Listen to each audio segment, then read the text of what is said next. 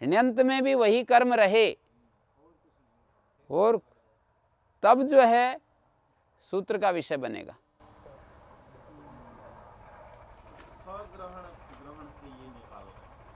हाँ, यत स ग्रहणम, स ग्रहण अनन्य कर्म के लिए है। अणोयत कर्म नौचेत कर्ता भवति, नौचेत स कर्ता भवति। यहाँ पर जो है नौचेत स कर्म भवति तदेव कर्ता भवति। ण्यंत अवस्था में वह कर्म रहे और फिर वो कर्ता बने।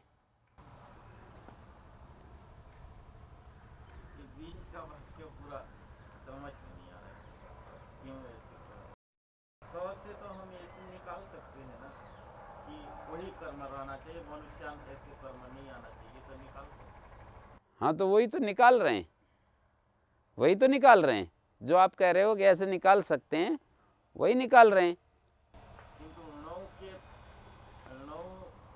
अवस्था में एक बार कर्म हम जो दिखा रहे हैं ये तो काल्पनिक नहीं, ये जो दिखा रहे हैं ये तो इस तरह से दिखाया कि और कोई कर्म ना हो, वही कर्म रहे, ये दिखाने के लिए जो आप समझ रहे हो उसी को यहाँ पर वाक्य में कह रहे हैं ना। ण्यंत अवस्था का जो कर्म, ण्यंत में यदि वह कर्म, ण्यंत में यदि वह कर्म रहे, वही कर्म रहे। वह कर्म रहे का मतलब सावधारण बना दिया।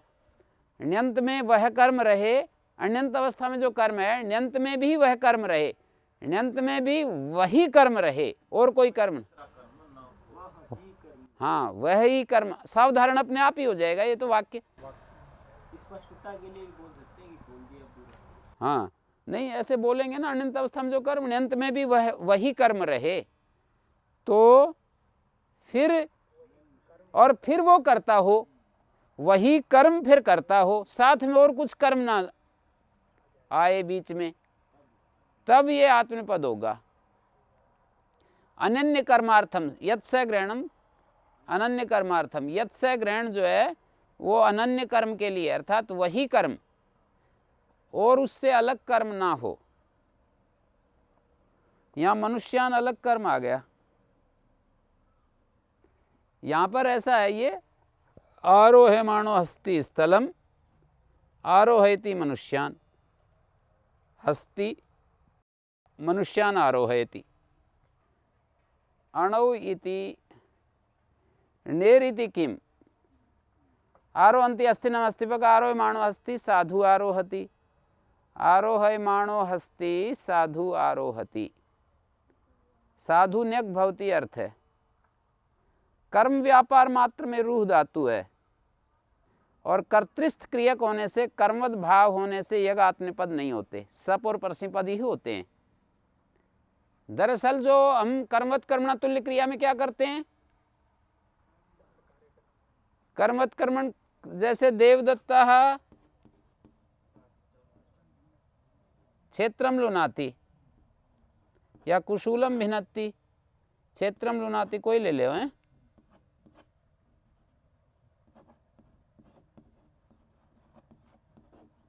लुनाति में क्या है, द्विधा भवनोपसर्जन द्विधा भावन, दो होना ये तो गौण है, दो करना, दो होना गौण है, दो करना ये मुख्य है।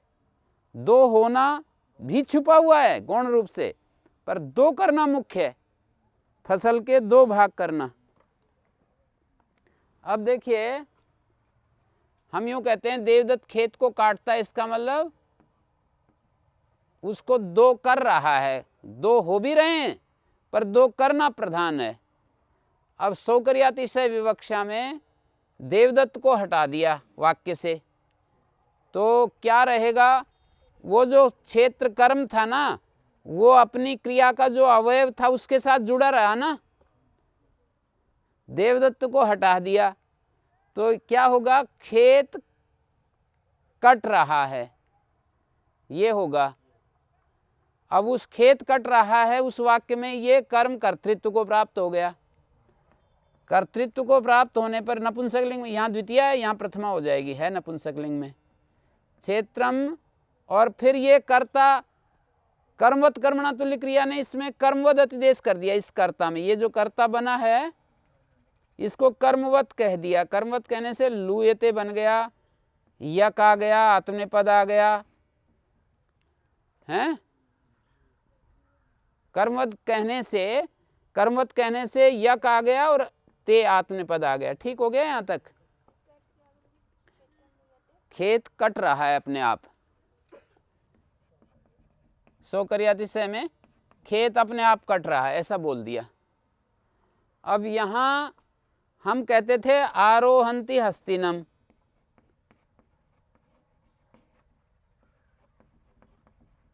सो करियातिशय की विवक्षा में आरोहंती हस्तिनम हस्तिपका। सो करियातिशय की विवक्षा में क्या होगा? हस्तिपका को हटा देंगे ना, जैसे यहां देवदत्त को हटाया, इसको हटा दिया। सो करियातिशय की विवक्षा में जैसे यहां देवदत्त को हटाए, यहां हस्तिपका को हटाओ, तो क्या अर्थ बनेगा? यदि ये नियम न होता कि कर्मस्थ भाव कर्मस्थ क्रियक धातुओं का ही कर्ता कर्मवद होता है, ये यदि नियम नहीं होता कर्मवत कर्मणा सूत्र के विषय में, तो ये वाक्य क्या बनता? आरुह्यते हस्ति। जैसे यहां पर हो गया ना कर्मवद अतिदेश, वैसे यहां पर भी आरुह्यते रूप बनना था। लेकिन एक नियम बना रखा है कि कर्मवद भाव जो है केवल कर्मस्थ क्रियक कर्मस्थ भावक धातुओं को ही होता है। रू धातु है कर्तृस्थ क्रियक, तो इसलिए कर्मवद भाव नहीं होगा। इसलिए ये जो आरुह्यते रूप है ये क्या बनेगा? आरोहति, आरोहति बनेगा। ये क्या वाक्य होगी? कर्मवद भाव कर्मस्थ, कर्मवद जो भाव होता है वो कर्मस्थ क्रियक और कर्मस्थ भावक धातुओं को ही होता है। कर्मस्थ भाव का नाम कर्मस्थ क्रियाणाम कर्मवद भाव भवति। एक नियम है, कर्मस्थ भावक और कर्मस्थ क्रियक धातुओं को ही कर्मवद भाव होता है। कर्तृस्थ क्रियक कर्तृस्थ भावक धातुओं को नहीं होता कर्मवद अतिदेश। कर्मवत कर्मणा तुल्य क्रिया जो सूत्र है वो कर्मवद अतिदेश करता है, कर्म के समान कार्य कराता है किन धातुओं को? जो कर्मस्थ भावक कर्मस्थ क्रियक हैं। जिन धातुओं की क्रिया कर्म में स्थित और जिन धातुओं की का भाव कर्म में स्थित, उन्हीं को आप ऐसे समझो। कुछ धातुएं कर्मस्थ क्रियक कर्मस्थ भावक होती हैं, कुछ कर्तृस्थ क्रियक कर्तृस्थ भावक होती हैं। तो कर्मवत कर्मणा तुल्य क्रिया केवल कर्मस्थ क्रियक कर्मस्थ भावक धातुओं के विषय में ही लगता है। कर्तृस्थ क्रियक कर्तृस्थ भावक में कर्मवत कर्मणा नहीं लगता। और रूह धातु कर्तृस्थ क्रियक है, इसकी क्रिया जो है और फल जो है व्यापार और फल कर्ता में स्थित है। ये एक लंबा विषय है। अच्छा ये बतलाओ, कर्मस्थ क्रियक और कर्तृस्थ क्रियक की पहचान कैसे करोगे? इसमें एक टेक्निकल बात है, बहुत ही महत्वपूर्ण बात है कि जिन धातुओं की क्रिया, जैसे देवदत्त लकड़ी को फाड़ता है, व्यापार तो कर्ता में ही होता है हमेशा। किसी भी धातु का व्यापार जो होता है कर्म में थोड़ी व्यापार होता है। व्यापार कभी भी कर्ता में ही स्थित होता है। क्रिया के दो भाग होते हैं, व्यापार और व्यापार हमेशा हमेशा कर्ता में स्थित होता है। हाँ, कोई ऐसी धातु बताओ कि ये इसका व्यापार कर्म में स्थित है। पच धातु का व्यापार कर्म में स्थित दिखाओगे? देवदत्त ओदन पकाता है, कड़छी चलाना, हाथ घुमाना, लाइट ऑन करना, काम मतलब क्रिया हो रही है, वो तो चावलों में ही होगी। वो तो फल है। गलना, चावल के अंदर जो गलना हो रहा है वो तो फल है क्रिया का। मैंने कहा दो भाग हैं, एक तो देवदत्त के द्वारा क्रिया हो रही है और एक चावल के अंदर क्रिया हो रही है। देवदत्त के अंदर जो क्रिया हो रही है उसका नाम व्यापार है, चावल के अंदर जो क्रिया हो रही है उसका नाम फल है। मैंने कहा कि कोई ऐसी धातु बता सकते हो कि जिस धातु का व्यापार कर्म में स्थित मिल जाए? भाई व्यापार कभी भी कर्म में नहीं मिलेगा, व्यापार तो हमेशा हमेशा कर्ता में ही होता है, मिल ही नहीं सकता है कभी भी, किसी भी निरपवाद रूप से ये बात है। सकर्मक हो अकर्मक हो, किसी भी धातु का व्यापार तो कर्ता में ही मिलेगा। फल के विषय में अंतर पड़ता है। फल जो है किन्हीं धातुओं का कर्ता में स्थित होता है, किन्हीं का कर्म में स्थित होता है, किन्हीं का दोनों में भी स्थित होता है फल। जैसे देवदत्त बैठता है, इस धातु का जो बैठना व्यापार, आप एक आसन जमाओगे ऐसे करोगे, और फिर इसका जो फल है वो भी आपके अंदर ही है, व्यापार भी आपके अंदर है। देवदत्त सोता है तो देवदत्त के अंदर ही व्यापार है, देवदत्त के अंदर ही फल है उस क्रिया का, कर्ता में स्थित हो गया ना। तो फल जो है कर्ता में स्थित हो गया, फल कर्म में स्थित होता है। किसी किसी धातु का फल दोनों जगह स्थित होता है। फल कर्म में स्थित का उदाहरण है, देवदत्त काष्ठ को फाड़ता है, यहाँ काष्ठ को फाड़ता है, इस धातु का व्यापार तो देवदत्त में, कुल्हाड़ी ऊपर उठाता है नीचे डालता है, ये तो हो गया व्यापार। और फल क्या है इसका? काष्ठ फटना, देवदत्त नहीं फट रहा। हाँ, लकड़ी का फटना फल वो काष्ठ में है। तो ये धातु ऐसी है जिसका फल कर्म में ही स्थित है, कर्ता में स्थित नहीं है। और देवदत्त बैठता है, सोता है, खेलता है, ये हाँ अकर्मक धातुओं का सब का फल भी उसी में रहेगा। जितनी अकर्मक धातु हैं उनका फल कर्ता में ही मिलेगा। हैं? हाँ, पच धातु का फल कर्म में स्थित है, क्योंकि गलेगा चावल, रोटी पकेगी, दूध पकेगा, समझ गए। कुछ धातुओं का कर्म जो है वो दोनों जगह स्थित होता है। दोनों जगह स्थित वाली धातुएं एक तो गत्यर्थक होंगी, एक ज्ञानार्थक होंगी। ये दो प्रकार की धातुएं होंगी। हैं? अकर्मक धातुओं में समय हमेशा फल कर्ता में स्थित मिलेगा। अकर्मक कोई धातु आप उठाओगे ना, जैसे देवदत्त बैठता है, अब ये बैठना जो करता है उसी के अंदर व्यापार है और उसी के अंदर फल है, हैं?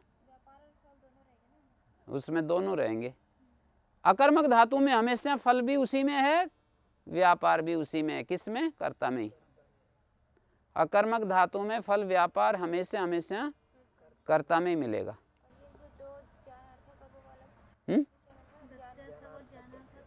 हाँ, ज्ञानार्थक और गत्यर्थक धातु में व्यापार तो कर्ता में ही हमेशा। मैंने एक नियम बता दिया कि हमेशा व्यापार कर्ता में ही होता है, इसका कोई अपवाद नहीं मिलेगा।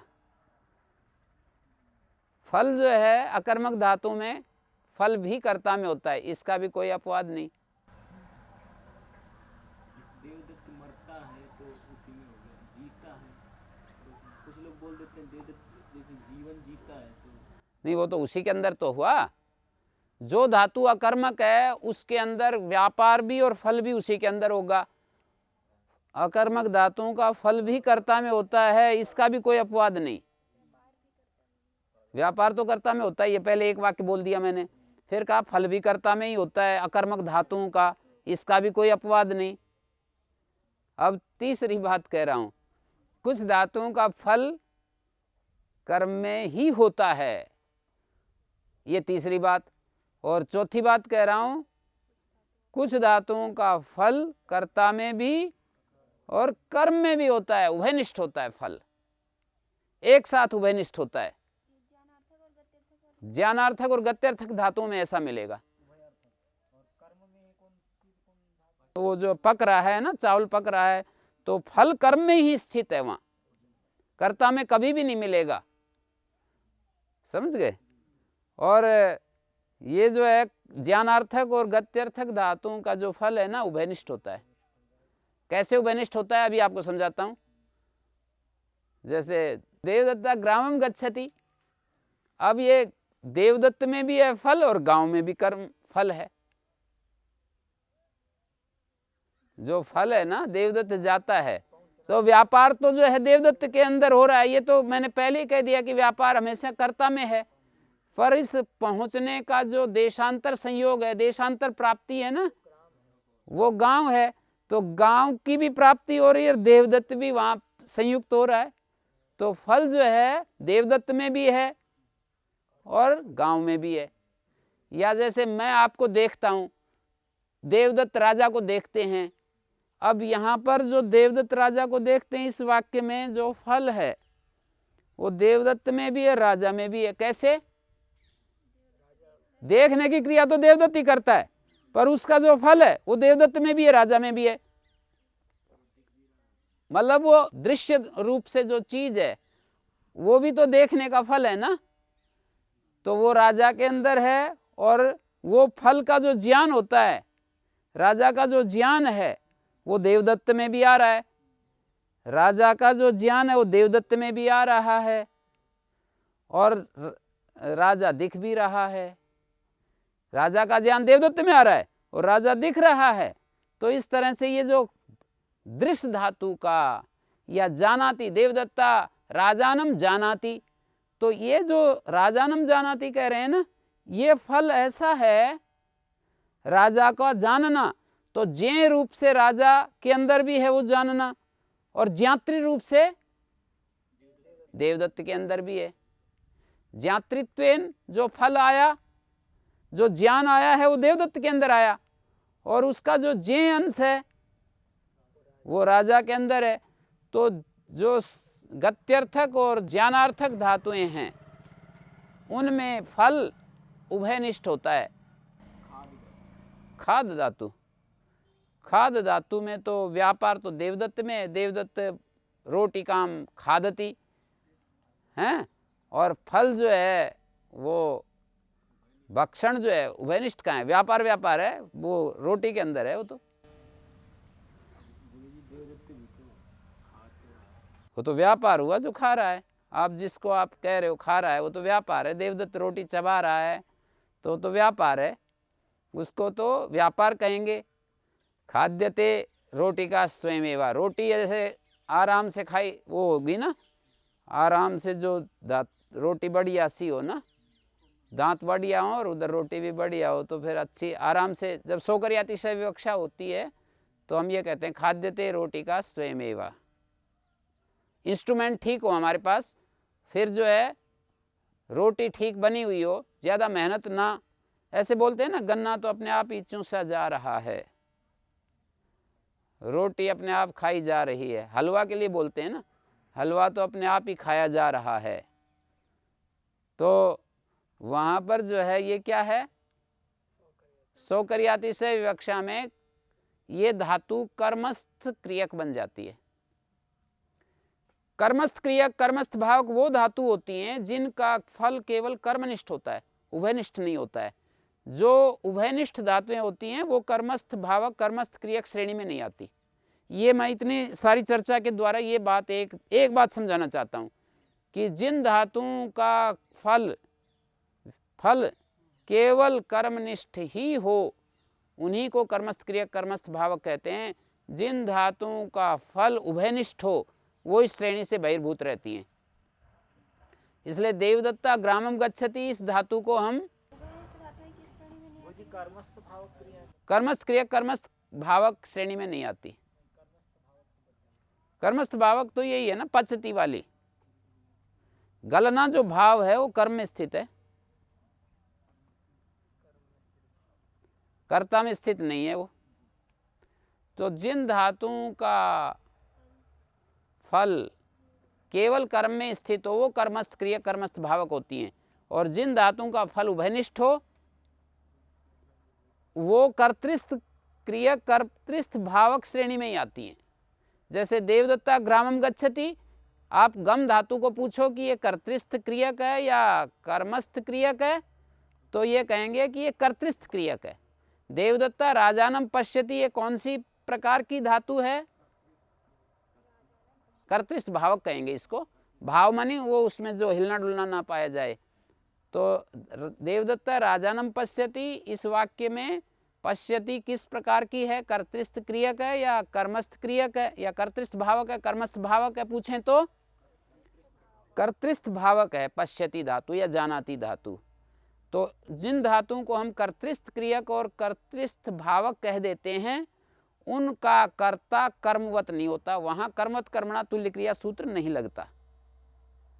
उन धातुओं का कर्ता कर्मवत नहीं होता, अर्थात कर्मवत कार्य नहीं होते हैं वहाँ। ये सारी चर्चा का सार ये है कि कर्मवत कर्मणा तुल्य क्रिया कहाँ लगता है? जो धातुएं कर्मस्थ क्रिया कर्मस्थ भावक होती हैं, कर्तस्थ क्रिया कर्तृस्थ भावक होती हैं, वहां कर्मत कर्मण तुल्य क्रिया अपना कार्य नहीं करता है, हैं? उसका क्षेत्र ण्यंत में ये बनता है, बिना ण्यंत में तो नहीं बनेगा। ये भी समझ गए? ऐसी धातुएं जो कर्तृस्थ क्रिया कर्तृस्थ भावक हैं और ण्यंत हैं, उन धातुओं का ये क्षेत्र बनेगा, ये सूत्र जो आप पढ़ रहे हो। यदि ण्यंत नहीं है तो ये सूत्र भी नहीं बनेगा, है ना? तो ये जो जानाती वाली और गत्यर्थक धातुएं हैं ना, केवल यही दो प्रकार की धातुएं हैं ऐसी जिनमें फल उभयनिष्ठ होता है, और उभयनिष्ठ फल जो होता है वो कर्तृस्थ क्रिया कर्तृस्थ भावक श्रेणी में ही आता है। फल जिन धातुओं का कर्म में स्थित हो ना, उन धातुओं को कर्मस्थ क्रिया कर्मस्थ भावक कहते हैं। तो ये आरोहति में ये कह रहा था कि यहाँ पर यदि ये सूत्र कर्मवत् कर्मणा तुल्य क्रिया सभी धातुओं के लिए होता ना, सब जगह एक तरफ से कर्मवद अतिदेश कर देता, तो यह आरोहति हस्ती ना बन करके क्या बनता? आरुह्यते हस्ती स्वयमेवा बनता। पर वो सूत्र तो केवल उन्हीं क्रियाओं में कर्मवद अतिदेश करता है जो कर्मस्थ क्रिया कर्मस्थ भावक हैं। जब यहाँ पर यक और आत्मपद नहीं होगा तो क्या होगा? शप और परस्मैपद ही रहेगा। शप और परस्मैपद ही हुआ आरोहति में। आरोहति हस्ती स्वयमेव, इस वाक्य में क्या हुआ? परस्मैपद और शप हो गया है। कर्तृस्थ क्रिया और कर्तृस्थ भावक और निजन को वहाँ पे कौन सा सूत्र कार्य करेगा? कर्तृस्थ क्रियक और कर्तृस्थ भावक और निजन धातु तो ये सूत्र करेगा। इसकी शर्त घटनी चाहिए, अण्यंत अवस्था में कर्म हो, ण्यंत में फिर वो कर्ता हो जाए। ये तो बीच में केवल इतनी बात है कि अनन्य कर्म दिखाने के लिए ये जो बात कही है ना बीच में, नौ चेत तदेव कर्म, ये बात तो केवल अनन्य कर्मता दिखाने के लिए कही गई है, और इसके पीछे कोई रहस्य की बात नहीं है कि वही कर्म रहना चाहिए, दूसरा कोई अतिरिक्त कर्म नहीं आना चाहिए। जब हम बोलें तो इस सूत्र का विषय तब बनता है। वैसे मोटे रूप में तो यही है कि अण्यंत अवस्था कर्म ण्यंत में कर्ता हो जाए। एक ही कर्म रहना चाहिए, दूसरा कोई कर्म उसके साथ नहीं। हाँ, दूसरा कोई कर्म नहीं होना चाहिए, तब इस सूत्र का विषय बनेगा अण्यंत अवस्था कर्म ण्यंत में कर्ता हो जाए। तो देखो, अण्यंत अवस्था कर्म है, मोटे रूप में तो यूं ही कहेंगे ना, हस्तिनम कर्म है और ये कर्म कर्ता हो गया है। तो आरोहेते हस्ति स्वयमेव, आरोहेते हस्ति स्वयमेव का क्या अर्थ है? हाथी खुद, हाँ, आरोहंती हस्तिनम हस्तिपका, इसका अर्थ क्या है? आरोहंती हस्तिनम हस्तिपका का क्या अर्थ है शास्त्रीय भाषा में? झुकते हुए हाथी को महावत झुका रहे हैं। गुरुजी यहाँ एक शंका और होती है कि ये झुकना जो है ये तो कर्मस्थ भावक जैसे ये तो गत्यर्थक है। हाथी को झुकाता है, हाथी को झुकाता है, तो ये झुकाना तो कर्म क्रिया तो वही हो रही है। आरोहंती हस्तिनम हस्तिपका, देवदत्त हस्तिपक जो है, और इसके साथ